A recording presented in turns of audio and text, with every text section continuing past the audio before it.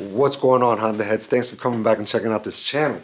On today's video, we're gonna be I'm gonna be showing you a step-by-step how-to tutorial on how to build your own custom charge harness for these KSWAPPED Hondas. Guys, real quick, if you are new to the channel, I would appreciate if you guys would smash that subscribe button and hit the bell notification, guys. Comment down below, whatever, all of that jazz. Help your boy out. But real quick, the things that we're going to be needing in order to make this video possible, you're going to need some wire lugs. I ended up picking these up on Amazon. I believe it was like 13 bucks it came. The wire lugs with the shrink tubing. I also ended up picking up some wire loom. I figured since I am going to be routing the wire through the top of the transmission, right here, it was gonna stick out, you know, it wasn't gonna look right, everything, you know, looking all pretty and all. I figured I'd wrap it with some wire loom just so it gives it that bedazzling look in the engine bay and it wouldn't stick out like a, you know, like a sore thumb or whatnot. But yeah, guys, you're gonna need some wire, some crimpers. You don't need the crimpers to, let me rephrase that. You don't need the crimpers. I ended up having these, or I ended up picking these up because I figured I needed them because I do some other crimping things within the garage that I need to crimp some wires, but you don't need this. So if you don't have this tool, don't sweat it. What you can do, and I've done it in my EK, you just grab your wire lug, shove the wire inside, put it on a vise, and then just, you know, squeeze it down until it crimps it on. If you don't have a vise, you can just grab some, you know, either pliers or whatever, squeeze it or hammer it, whatever you want to do, whatever works. As long as the wire is in the wire lug nice and tight, you should be good. But yeah, guys, this whole kit here, it ran me probably without the wire, probably ran me, I believe, a little over 20 bucks. And it came with the shrink tubing, the wire lugs, and the wire loom. Believe it or not, guys, the wire of choice. You might not believe me, but this is an old jumper cables I had laying around. If you guys see, this is a 4 gauge, which is what Honda uses from original. This is the type of wire, and it's the thick strands. I got this old harness here, as you can see, to compare it to. Right here. This is a 4 gauge. This is comes off of a stock, you know, 92 to 2000 Honda Civic. This is the positive terminal. But yeah, you know, if you have some old jumper cables laying around and it has these thick strands like that, and it's a 4 gauge, you can make your own charge harness with this wire. So like I said, I had that laying around and I figured I wasn't using it. I ended up buying a new pair. So I figured, let me use that to make my own charge harness. But yeah, guys, with that being said, guys, that is what we're going to be doing in today's video. So let's get into this.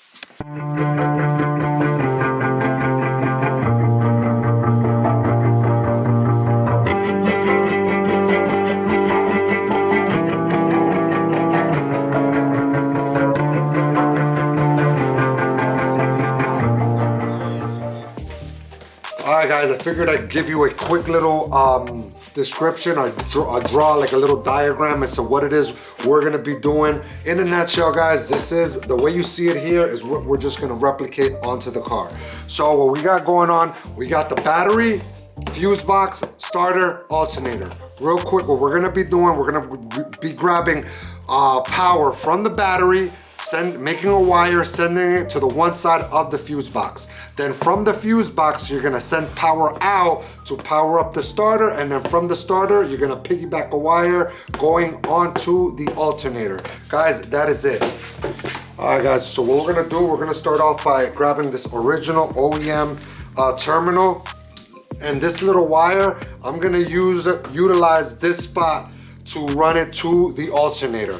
This hole, you're gonna have to drill it out a little bigger because it doesn't fit, but I figured I saved myself from doing a crimping since this is original crimping, so it's gonna be better than any other aftermarket type of crimper that I could ever do. So yeah, what we're gonna do, I'm gonna peel this terminal back, grab the wire, and then I'm gonna cut the wire right at the end of the terminal. Just like that, guys. Peel it up. Now what we're gonna be doing we're gonna utilize this plug, but we're gonna use it a little later. So for right now, this is what we want. So let me draw this out a little bigger to make sure it fits onto the alternator, and then I'll get back with you guys. Give me a second. All right, guys, so we got the wire. I ended up cutting the little tab, flattening it out, and just cutting it straight so it fit onto the alternator. So this side is, like I said, we're not touching it. This side's going to the alternator. So now what we gotta do is crimp a wire on this end and make sure that the wire lug that we are gonna be using fits over the starter little bolt with the nut.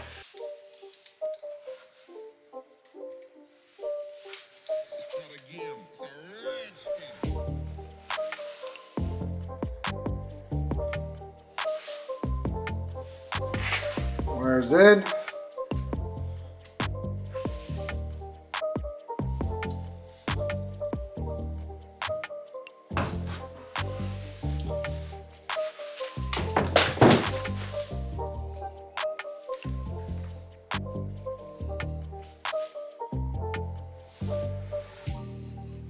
So now this wire is for the most part crimped on both ends. Now what we gotta do is add the wire loom to it. So stay tuned.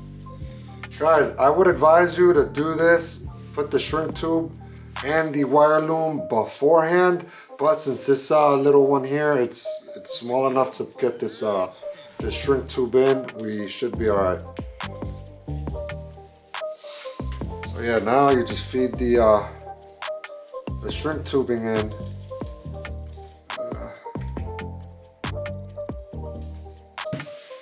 Now heat it up.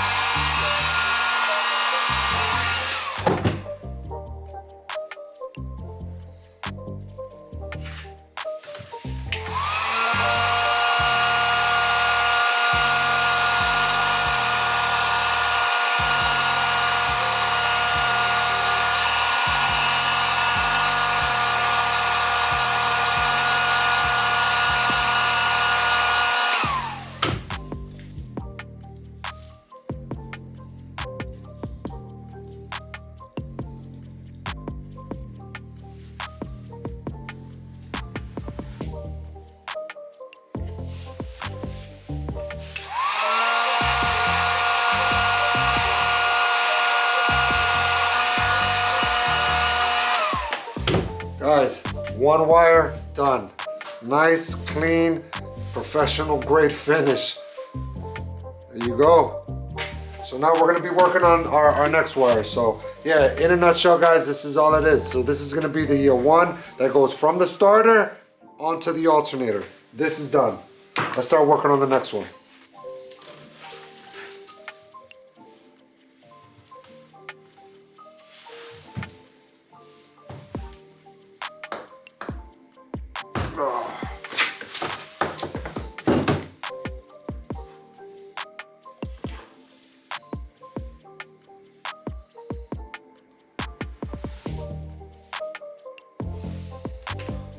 All right, yeah, just like that, this wire is crimped.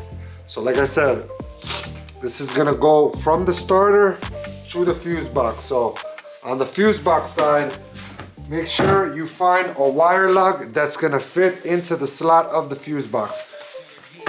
Let me show you what I'm talking about. Hold up, let me see if I can get this to stay here. Yeah. So these two right there, I don't know if you guys could see that these two little Phillips screws. So one's gonna be feeding from the battery, positive terminal on the battery. The other one is gonna be going out. I believe the one closest to the fuses, which is where I got the copper lug on right now, that one is going to be the one that's coming from the positive terminal in the battery. I'll confirm that in a sec, but yeah, it's going to come from the positive of the terminal of the battery, and then that one without the copper wire lug is gonna one that you're gonna send out into the engine. But yeah, just when you're picking a wire, make sure it both fits in that little slot with the little Phillips and it's big enough to fit the wire that we're gonna be running in here. So all right guys, so grab the wire lug, shove it right into the wire, and now crimp this lug on.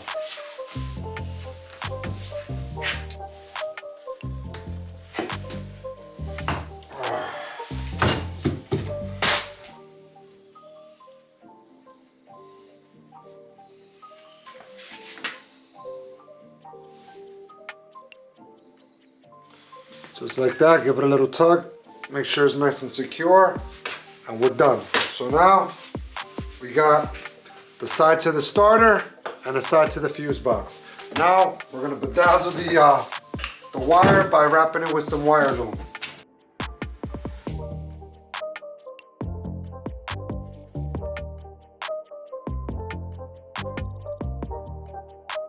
So guys, I ended up putting the wire loom onto the cable, so now we're gonna be shrink tubing the both ends. Yeah, I'll make some room here.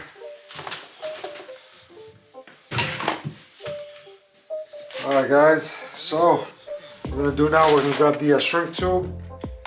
On this side, is it? Yeah, on this side. Pass the shrink tube through.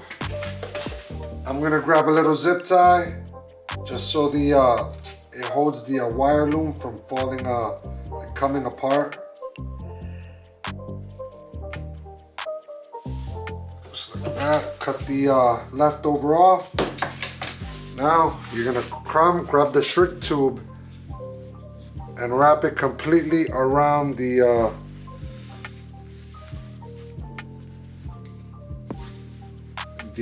zip tie.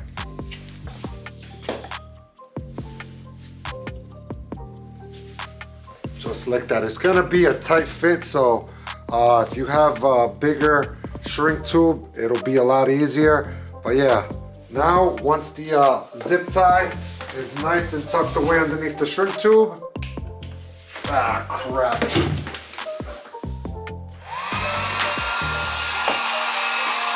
Start heating it up.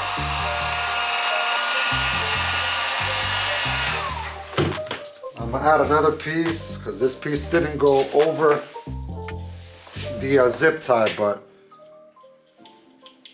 yeah. And now finish heating this up.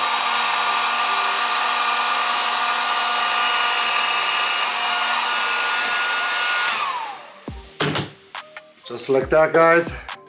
This side is done. Now we're gonna move over on to the other side.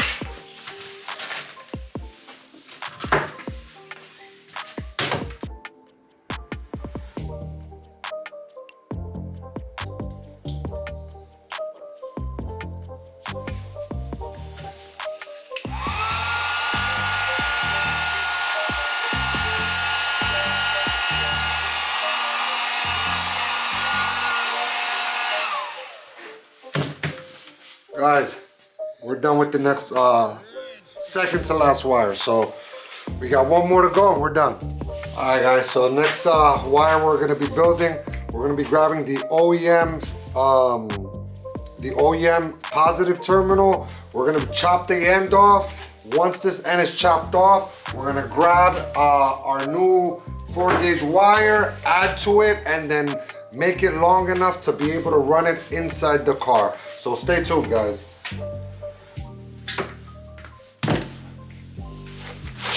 This garbage.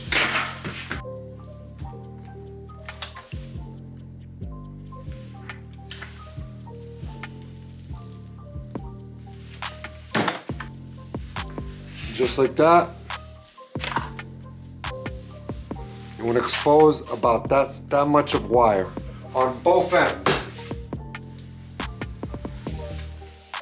So just like that, once you get both ends, you should have, as you guys can see, let me do a little side-by-side comparison, but that right there, more or less the same length. So what you're gonna do is you're gonna unite these two together and then grab either butt connector or whatever. I wanna show you what I'm gonna be using because I don't have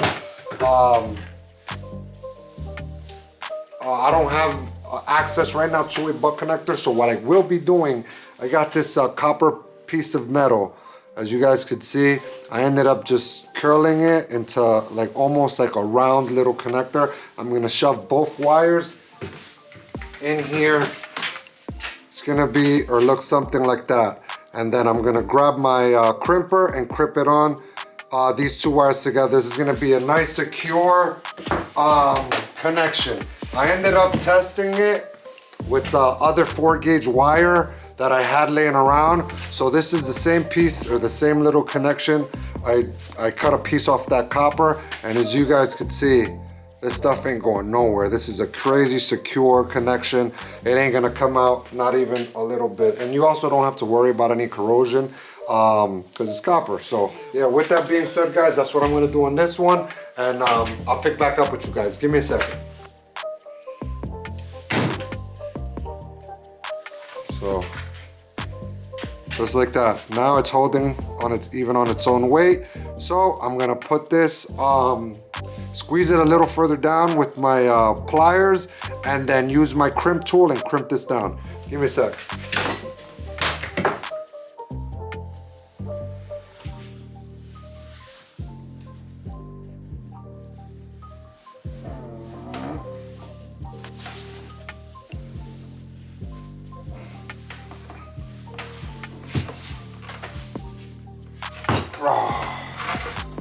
There we go.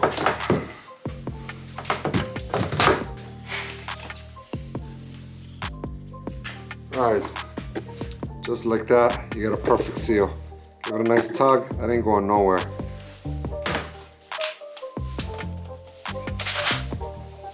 All right, guys, so we're down to the last wire lug we got to crimp on. So, same thing we've been doing with the rest of them. Try to feed the wire lug into this wire. This can be a little tricky. Sometimes you have a strand of wire that doesn't want to go in. Just take your time with it and make sure all the strands of wire are inside the wire lug. So yeah, I swear, guys, I feel like every time the camera is rolling, everything that can go wrong does go wrong. Because I was not having, when the camera's off, these wire lugs go in there like butter. But when the camera's rolling, it's like, it knows that the camera's rolling, and you know, the wire lug is like, not today. Okay, there we go. So, all the wire is completely inside the wire lug, just like that. So now we're just gonna crimp this this wire lug, and that's it for us with the crimping. Hold it in place.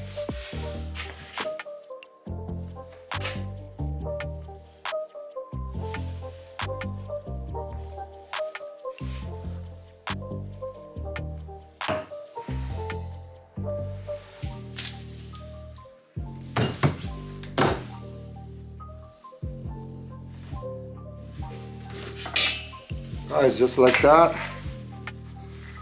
Give it a nice tug, you're straight. Now we're gonna come add the wire loom and finish up this this charge harness. Stay tuned. All right, guys, so before you add the wire loom, don't forget to add some heat shrink onto the two wires that you connected together. I ended up putting some tape on there just for that extra layer of protection, but yeah.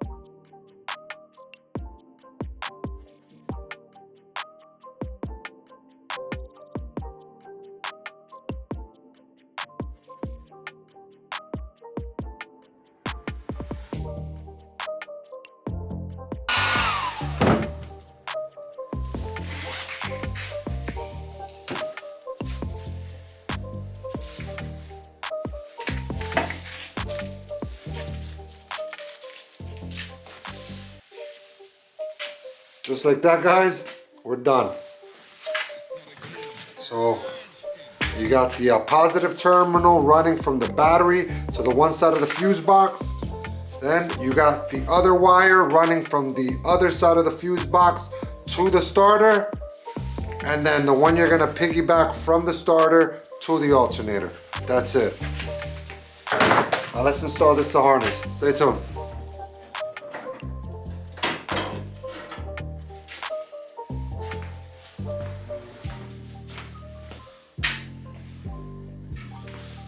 All right, guys. So I ended up taking the fender off. Let me show you real quick.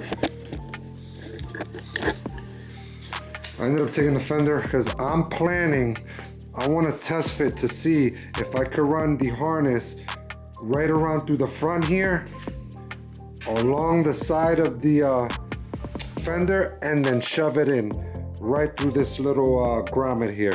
If it is long enough, this is the way I'm gonna be running because it's gonna look the cleanest, because then I won't have to worry about running it through the top of the transmission here.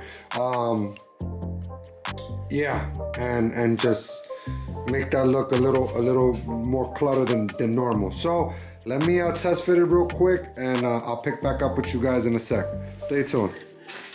All right, guys, quick update. So the positive terminal wire, this one was long enough, right? The other one I made, I mean, I gotta work with what I got. Hold on. So this one was long enough because the battery is gonna be located right here. So the positive terminal was long enough. Dash fuse box is right underneath the dash, so that one is a-okay. This one, on the other hand, was a bit short. I could have ran it the same way, like coming right through the front here, across, and then up the fender there, but it did come up a bit short. Since I did not have no intentions of running it through that location, the wire was a bit short, but nevertheless, it's still gonna look just fine. I'm gonna run it through here, and it is long enough to run it through the top of the transmission and through a hole that I got back there in the corner. So all I gotta do now is I'm gonna zip tie these to this wire harness that I got there, and then call that a day for this harness. So, or for that wire. So yeah, guys, stay tuned. Guys, so the other wire, we're gonna connect it onto here, the starter power wire, I believe that is, and then we're gonna run it from here all the way to the inside the car to the one side of the fuse box. That little wire that I made that I've been talking about, we're gonna piggyback, put it right on here as well, and then run it to this side of the alternator. I don't know if you guys can see that, but it's the one with the little 10 mil bolt right there.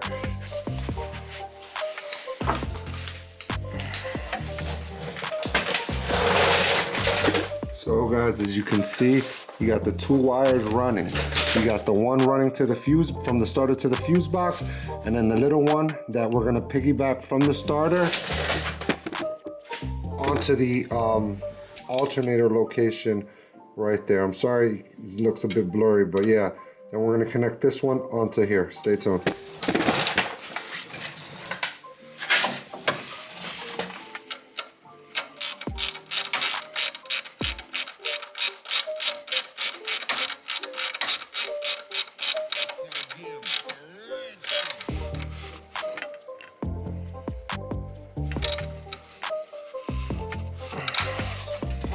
Just like that, guys. Now you got it nice, secure from the alternator to the starter.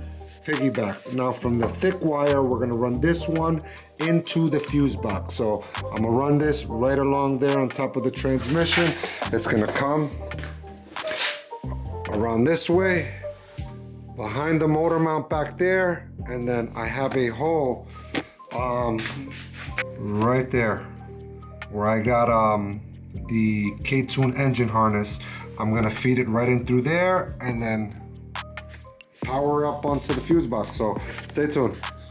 All right, guys, so just like that, you got the two wires connected remember, the one closest to the fuses is your positive, coming off the positive terminal, feeding the fuse box, and then the one outside away from the fuse box or from the fuses is the one sending power out to the engine. So just like that, that's on, that's connected. Now you can just put your cover.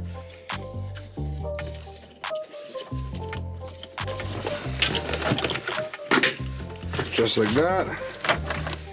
And you got a nice clean finish. So now what I'm gonna do, I'm gonna hang mine back up there on that little stud that's sticking out. Give me a sec. All right guys, just like that. Hold on. Fuse box is mounted up the top. So what you can do now is just grab any excess wire like this and tuck it right back into that corner. Right back here. So that's what I'm going to be doing. But yeah, for the most part, that charge harness on the fuse box size, we are done. All right guys, so that is all that you'd need in order to make and install a charge harness onto these K-Swap cars, guys. So with that being said, guys, if you guys enjoyed this video or found this video informative, I would appreciate it, guys, if you guys would subscribe to the channel, like the video, share the video, comment down below, guys. Stay tuned for future videos, guys. Next week, hopefully, I'm gonna be bringing you unboxing and install on a Jack Spania lower coolant housing V2. If you guys ain't familiar between the different types of lower coolant, radiator coolant housings, that's a mouthful. But yeah, this is the V2 version. The V2 version is the one that you just eliminate the entire plastic water thermostat housing. You eliminate the whole thing. So rather than it come this way, you're gonna just put it right onto the side of the water pump housing. The reason I'm doing that is because that housing right there is coming super close to my radiator. It is not touching, but it is, you know, razor thin, and I'm afraid that if the motor starts flexing under load throughout time, it's just gonna, you know, crack either my fan or just give me troubles down the line. So I figured I'd pick up that housing. That way it'll give me that much more clearance between the thermostat housing and the radiator fan. So yeah, with that being said, guys, stay tuned for next week's video. And remember, guys, until next time, stay blessed. Peace.